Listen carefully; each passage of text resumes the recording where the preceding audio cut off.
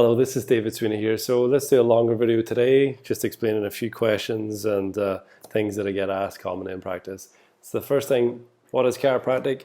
Well, chiropractic is simply the analysis of the spine. There's 24 bones, and it's the correction of joint movement problems within that column. So here I have my spinal column, and you can see it's made of a pelvis and then 24 separate bones that stack up on top of each other, and we have joints in between. So the joints, if you notice, are movable. So every vertebra in the whole spine is movable. And notice the little disc the disc is right there, sorry. Notice the nerve that comes out of there. So the spinal column, it has three functions, right? It gives us our posture, right? So if we've got a really nice posture, things are going to be in good order through here. And also it allows us to move back and forward, right? It's got great flexibility, moving back and forwards. And the hard bone acts as armor. So if we get a bad impact, the spinal cord inside and all those nerves, see all those nerves go to your organs and your muscles and let you feel sensation all over your body. So without this system, we cannot live actually. And that's because the brain that lives up in through here supplies the whole body. So it's the brain that supplies the body, right? With its orders, let's say. So yeah, basically chiropractic is assessing those joints, making sure they're all moving properly and they're not getting in the way of that system, of that nervous system.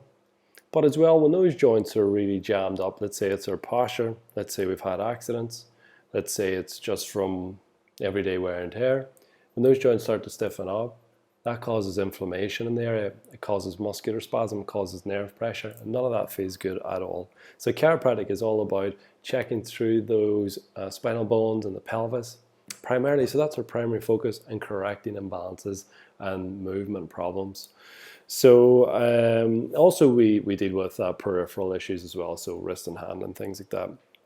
So most of my patients are neck headaches, right? I also deal with a lot of jaw complaints recently and shoulder problems. We see a lot of office workers here, so it's middle back issues. So you might have an office worker who's really slumped down like this and typing all day and a really often the head up here looking at the screen in a really bad posture. Whereas it's obviously better to be taller and upright. Very hard to maintain that. So we get these office workers coming through with all sorts of conditions and issues in their spine and their lower back. So yeah, I also deal with sciatica as well, and maybe pain radiating down the leg, numbness and pins and needles, things like that. So that's essentially what is chiropractic. So the next thing is, we get a lot of emails from you guys and our phone calls as well about when do you need to attend, or when is it right to go to a chiropractor? How do you know if you should go to a chiro or a physio or an osteopath or a massage therapist or physical therapist or whatever, the list goes on and on.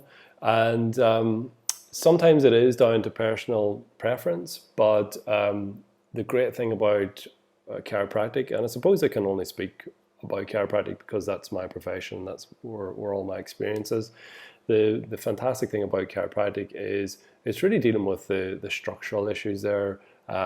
So very often when it's pain coming from the spine, we can get a great impact on it. So yeah, if you're suffering from your neck pain and maybe your range of motion is really reduced and you're getting headaches as well and maybe some shoulder problems, I would definitely come along and get that checked out. But the only way we really know if your case or your body is suitable for chiropractic care is through the physical exam. And that's really my favorite part of the new patient process and meeting new patients, is obviously getting their story first is very important and understanding where they're coming from. But I love the examination because I really do a top to bottom assessment. And you might jump online and look at our reviews, and you'll see that people mention that in the comments that I'm doing a top to bottom overall analysis to see where things are going wrong. So when do you need to go to chiropractic? I'm not really sure, but really the examination will tell us more about your problem and if we can help. In my personal story, so I've been adjusted very regularly since the age of 19, and I can tell you that it's kept my spine in quite good condition in terms of its flexibility and movement, and also when I do run into problems with it, it tends to respond quite quickly because my spine, in theory, is in pretty good shape a lot of the time. So yeah, something that seems to be going around a lot, and I've heard this a lot in the past, is my friend told me if I go to a chiropractor and I get adjusted, for a couple of weeks or a couple of months, I can't stop. I'm going to have to go for the rest of my life, and it's just nonsense. That's not true at all. And what you'll find is when you're getting a spinal adjustment, it's restoring normal motion into the spine. So it's actually good for the spine. And if you were to stop suddenly, it's not like taking a type of medication that if you were to stop, it would be dangerous. Or it's not like you're taking a course of antibiotics for a serious blood infection and you stopped. There'll be really serious consequences for that. Now, that's a great analogy in chiropractic. So let's say I'm treating someone, it could be twice a week, right? And we're treating and treating and treating. Suddenly the patient's feeling better and they just stop their treatment. Well, what happens there is the joint isn't going to have a full restoration of function. And that's okay if that's, your goal is your goal. If your goal is just to get out of pain, that's okay. So the joint won't get a full restoration of movement and function. Remember, it's going to be locked up and restricted. My job is to change that over time. And if you stop halfway, there'll be a decent change in your spine. There really will. It just won't be as good as what I would have hoped for. And that change can last for a long time. And inevitably, gravity, daily wear and tear acts up on your back, and the spine starts to potentially run into problems again. So sometimes it's better to actually complete the course of action, like taking an antibiotic, a course of antibiotics if you had a serious infection and really needed the help. Then taking the course is important. And it would, similarly with, say, for example, exercises. If you were suddenly really fit and you just stopped suddenly, there wouldn't be any dramatic repercussions from doing that. And it's the same actually in chiropractic. So hopefully that clears it up. And then probably something you would love to know is, does the adjustment hurt? And the answer to that question is, for some people, definitely. For other people, no, not at all. So for me, I'm in between. So when I get adjusted, really it's my middle back that tends to hurt the most. I don't know what that is. I think it's because I'm leaning over the table a lot and doing adjustments for other people. My middle back gets really beaten up and it gets really tight. So when I get adjusted, that area tends to hurt a little bit. But let's say you're someone that suffers maybe with fibromyalgia, then it's very likely that the adjustment, when I push and thrust into that spinal joint, may hurt you a bit more than, say, someone that didn't have a fibromyalgia, or maybe you just have an increased sensitivity to pain, compared to, say, maybe a big rugby player who's used to getting hit and beat up all the time and doesn't really feel as much pain in their body. And that can really happen. So if I take someone who's maybe an office worker, they've had poor posture for 10 years, I check their neck and C2 right up in here, the second bone in the neck is completely locked and unmovable, and they've had neck pain for a month, and it feels like it's been stuck there for 10 years. When I adjust that, it's probably going to hurt, right? It's probably going to cause some tenderness in the moment of the adjustment, and then the next day when they wake up, and maybe for several days after that. So we call that post-treatment soreness, and it's really, really normal, and it's absolutely nothing to worry about. And it's very valuable to go through that process, because if we're to leave it longer, the condition embeds itself even further, the joint further tightens up. And I want you to think of how a hinge in a door works. The hinge allows movement, right? The same way as the joint in the spine allows movement. Well, the hinge, when left outside and not maintained and taken care of, starts to rust and gets really, really stiff. That's what happens with the spinal joints. Over time, with stresses and strains of life, they start to get stiff and locked up. And the longer they're locked up, the stiffer they get. So it's my job to unravel that and reverse that process, which takes time. So for a lot of adults, we treat them multiple times per week over several weeks, reevaluate things, and decide where we're going after that. Also, we need to add some exercises. So all the new patients, we decide specifically what type of exercise we're gonna send out to help with their recovery.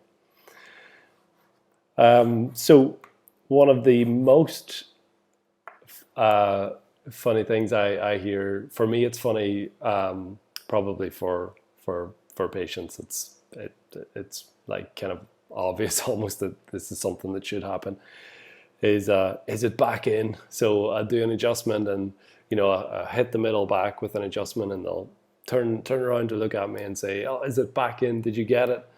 And that comes from an old school model that tells us that taught that a bone was actually out of place, that was misaligned, and the chiropractor cracks the joint or the bone and it's back in place, and now it's back in and it's all good. So that's not true. And my grandfather actually was a bone setter, so he would have kind of adhered to that model, or he would have had that understanding when he was practicing and treating people. And of course, it adjusting the spine massively helps, but the patient's understanding of a bone out and being put back in is totally wrong. It's actually that the joint is fixated and locked in place and has lost all movement or has very abnormal movement. And what's interesting is spinal joints need to move around 3 axes of rotation, and we call that the gang sign.